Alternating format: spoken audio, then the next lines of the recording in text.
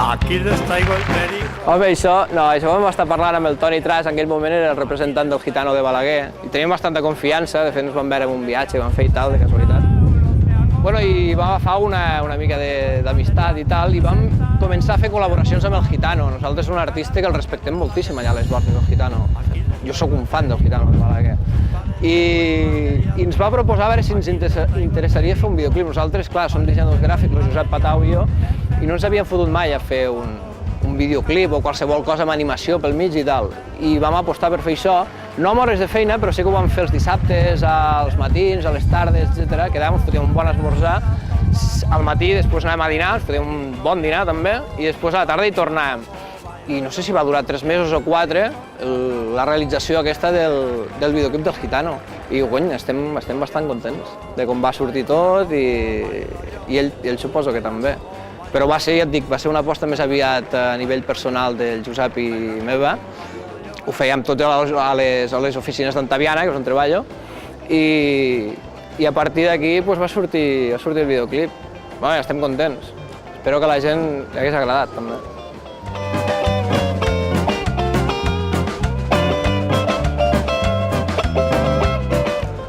Som Garrigues, publicació comarcal garriguenca. Jo quan vaig arribar a les Borges Blanques, jo soc de Balaguer, com ja saps tu, vaig arribar a les Borges Blanques i vaig veure que hi havia funcionar un projecte que es diu Som Garrigues, a nivell de notícies, continguts, molt militant pel tema de les Garrigues. De fet, dintre del seu llibre d'estil, per dir-ho d'alguna manera, interpreta que les Garrigues històriques, tot el que ara seria Segrià i Ocell, possiblement, també ho fiquen a dins del mateix sac pel tema socioeconòmic que hi ha pel mig i tal. Són pobles o viles que tenen molt en comú, per tant se manté una mica aquesta filosofia de Garrigues. És una comunicació molt seriosa i bastant respectada en àmbit de Catalunya. Estan a dins de l'ACPC, a més amb bastant pes últimament. Ja et dic, és una publicació bastant respectada. Com vaig arribar a les Borges Blanques, a mi em va encantar el fet que hi hagués un determinat grup que tingués tantes ganes d'apostar per la comarca i de dir, cony, anem a fer una mica de militància a nivell informatiu.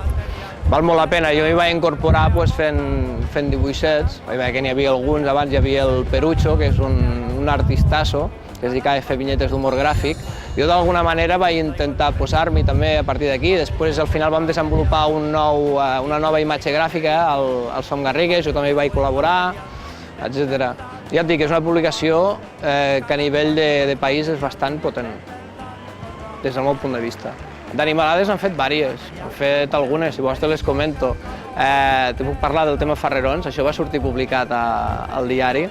A Ferrerons fer un programa de ràdio que es diu Sobre la Marxa, a Ràdio Les Borges, i teníem aquestes ganes de publicitar a nivell de poble només, que nosaltres començàvem a fer un programa. De fet, ja feia un any que el fèiem, el que passa és que, clar, quan te fots, sobretot amb una ràdio local, costa molt que arribi al nivell de publicitat que tu vols, no? Que arribi com a més gent millor. I vam aprofitar les eleccions per proposar una candidatura fantasma d'un home, un senyor que ens vam inventar, i dient que faria autèntiques animalades al poble, des d'una estació espacial, des d'un metro per totes les Borges, a part de crear 25.000 centres culturals que podrien competir amb, jo què sé, amb Tòquio o Barcelona o Nova York. I clar, això la gent, és molt curiós, l'efecte aquest, que quan tu publicites una cosa així, repartixes una sèrie de butlletins pel poble, per les bústies, veus que la gent, quan veu que una cosa està impresa, sembla que no, però ja tendeixes a creure-te-ho tot això que t'estan dient, no? Sobretot a nivell de poble. I la gent s'ho va creure, i a partir d'aquí van sortir unes animalades terribles. Tu te n'anaves als matins, te n'anaves al bar, i escoltant les tertúlies, només la gent, com comentar allò era el boom a les Borges. Parlava d'aquest home, hi havia gent que inclús arribava a assegurar que el coneixien, si no amb ell, a la seva família. La història tracta d'un tio que venia aquí carregat de milions perquè els seus pares exiliats havien fet fortuna amb el petroli a Houston i, clar, a partir d'aquesta història pots liar-la molt bèstia. I aquesta és una de les mogudes que vam muntar pel tema del programa de ràdio que fem allà. Traigo el perico, parece buen material. Aquí les traigo el perico, La Vultra és un projecte que va sortir a Balaguer com fa ara, deu fer 10 anys o aproximadament, que abanderaven entre ells el Francesc Guillaumet, que és un dels meus herois, un dels meus mites sexuals, inclús te diria, i l'Àlex Ortiz també, que van abanderar tot això. Sé que un dia em van trucar i em van dir escolta, aquí a Balaguer tenim la intenció de fer una publicació, la gent jove i tal, i muntar una revista més o menys seriosa, amb notícies, amb continguts importants que pugui arribar a interessar la gent. I ens vam embarcar en aquest projecte, sobretot amb moltes ganes, érem gent molt jove, de molts colors a nivell ideològic. De fet, les reunions eren bastant curioses també, perquè quan havíem de quedar en una reunió per parlar dels continguts que havien d'entrar, els que havien de sortir, allí es veia clarament també aquells divendres, Francesc, aquells divendres tan guapos que passàvem allà en aquella habitació, aquell quartet petit que estàvem, i tothom dient la seva. A nivell polític era brutal, per això et dic, hi havia diferents ideologies, diferents pensaments polítics, i era molt curiós. Jo penso que sortia un molt bon producte.